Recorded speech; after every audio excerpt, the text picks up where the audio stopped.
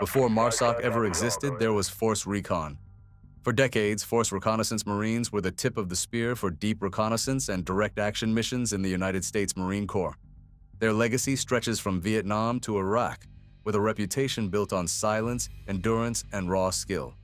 But when the U.S. military began transforming in the wake of 9/11, the landscape of special operations changed, and a new unit was born.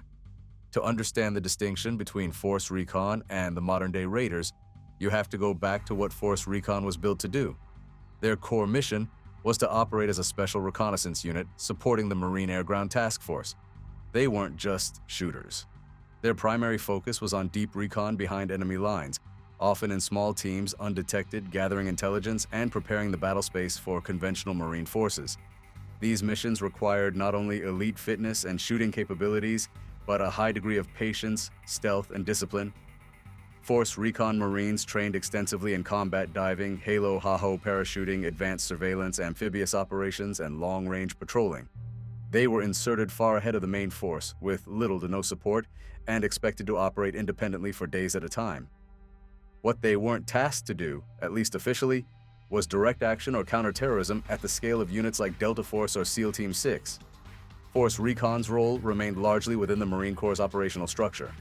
They served as the eyes and ears of the commander, often setting conditions for large-scale assaults or amphibious landings. But things began to shift after the events of September 11th. The U.S. recognized a need for more special operations forces to support global counterterrorism efforts. Every branch was being tapped for specialized manpower, and for the Marines, that meant creating something new.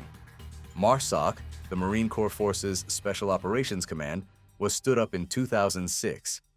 It marked the Corps' official entrance into U.S. Special Operations Command, or SOCOM.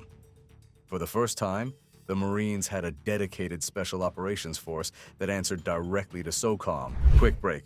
Special Ops 6 is now live. If you're into elite gear, field-ready morale patches, and real operator culture, this is for you. Tap the link in the description or head to the channel and click the store link.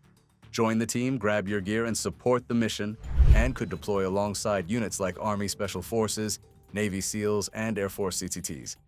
But this didn't mean Force Recon just disappeared. In fact, MARSOC's early foundations were built with Force Recon operators. The Marine Corps selected experienced personnel from Force Recon units to help form MARSOC's first companies. This caused some internal friction. There was a strong belief among many Recon Marines that they had already been doing special operations work for decades, just without the SOCOM label. Still, the mission set was changing. MARSOC Raiders were tasked with foreign internal defense, direct actions, special reconnaissance, counterterrorism, and unconventional warfare. This meant long-term deployments alongside partner forces, embedding with local militaries, and operating in politically sensitive environments. It was a broader, more global focus. The Raider selection process reflected this. While both Force Recon and MARSOC operators are elite, the assessment and selection pipeline for MARSOC was designed from the ground up to identify not just physically fit warfighters, but those who could operate independently in small teams, influence partner forces, and make strategic decisions under pressure. It was a mental and cultural shift as much as a tactical one. The gear, too, began to change. Raiders had access to SOCOM's advanced equipment budgets, meaning they could test and field new technology more rapidly than their Force Recon counterparts. Their training cycles also began to resemble other Tier 2 special operations units. Schools like SEER, Advanced CQB, Advanced Breaching, and Language Immersion became standard. Still, there's a core DNA that ties both units together. Whether in the jungle, the mountains, or the ocean, the Force Recon legacy lives on inside every Raider.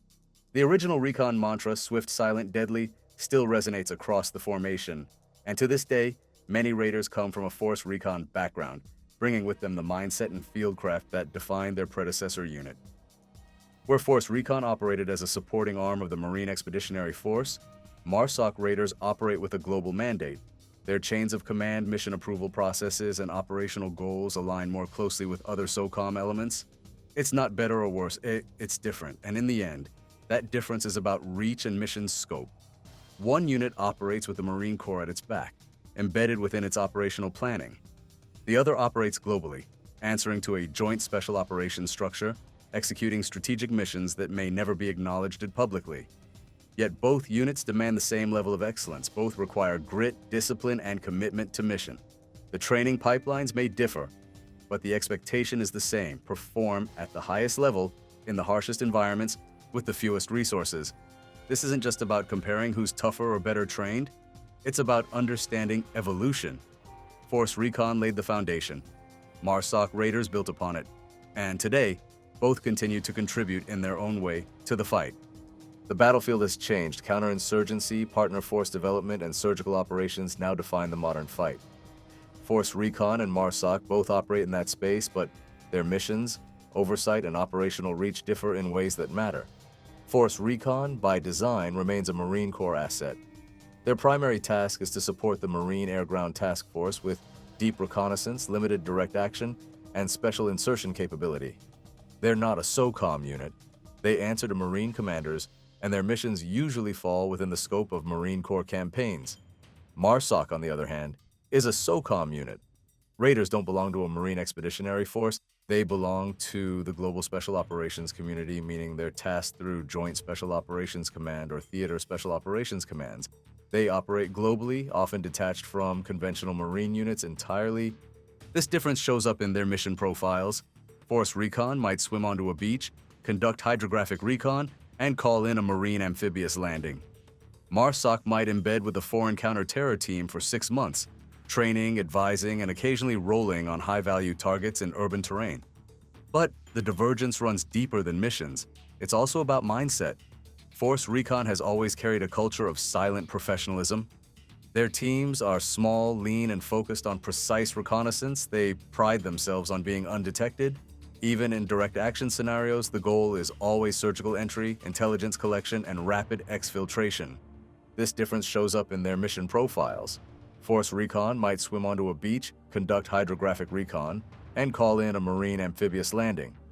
MARSOC might embed with a foreign counter-terror team for 6 months, training, advising, and occasionally rolling on high-value targets in urban terrain.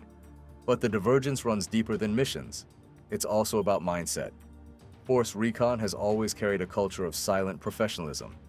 Their teams are small, lean, and focused on precise reconnaissance. They pride themselves on being undetected. Even in direct action scenarios, the goal is always surgical entry, intelligence collection, and rapid exfiltration. MARSOC brought a hybrid culture. In the early days, Raiders were a blend of recon Marines, infantrymen, and combat support Marines who passed selection and endured the grueling ITC pipeline. The result was a force that had to develop its own identity, something between the Marine Corps infantry mindset and the Joint Special Operations doctrine. This identity found shape in their multi-domain mission sets. A Raider team is expected to train local forces, manage human intelligence assets, conduct raids, handle battlefield forensics, and coordinate with CIA or JSOC personnel. It's a far cry from traditional reconnaissance. In terms of training, both Force Recon and MARSOC maintain some crossover. Combat diving, airborne operations, SERE, and CQB are part of both pipelines. But MARSOC Raiders receive broader instruction on irregular warfare, foreign internal defense, and partner force engagement. Their training reflects the need to operate in politically sensitive environments, where actions have strategic consequences. Force Recon maintains a sharp focus on stealth, surveillance, and amphibious capabilities. While both units can kick indoors, Force Recon is more likely to be watching the door for 2 days straight, collecting pattern-of-life intel, and silently slipping out to report back. The raid, if it happens, is usually done by someone else. Another key difference is in support and resources. Raiders benefit from SOCOM's budget. That means better access to cutting-edge technology, expanded training opportunities, and global infrastructure.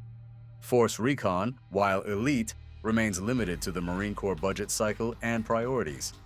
That said, Force Recon has advantages MARSOC doesn't. They're tightly integrated with Marine commanders, meaning they can be deployed with little notice and support amphibious task forces in real time.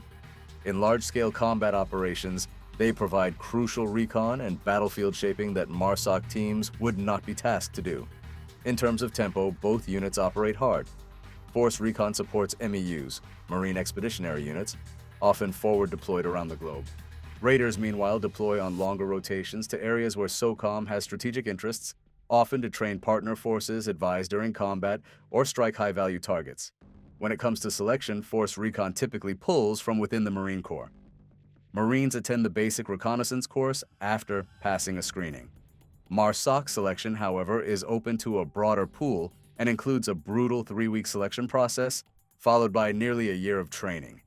Both pipelines are unforgiving, but MARSOC is designed to produce strategic thinkers who can operate independently in small teams under SOCOM command. It's not just about being tough, it's about being effective in politically volatile and ambiguous environments. Force Recon teams often consist of Marines with deep experience in reconnaissance and patrolling. They move in silence, track enemy movement, and prepare the field. They are the modern equivalent of scout snipers with enhanced insertion capability. Raiders are more like multi-role special operators, part advisor, part shooter, part diplomat. They might conduct a raid one night, train a local unit the next morning, and debrief with an embassy official by noon. Their role demands cultural fluency, technical precision, and adaptability. One is the silent spear tip of a Marine landing force. The other is a globally deployable tool in America's strategic arsenal. Neither is better, they're built for different missions. Force Recon isn't trying to be MARSOC, and MARSOC was never meant to replace Force Recon. They operate in parallel, sometimes even side by side, but with distinct command lines and objectives. What unites them is the ethos. Marine first, elite, always. Remember to like, subscribe, and comment so you don't miss out.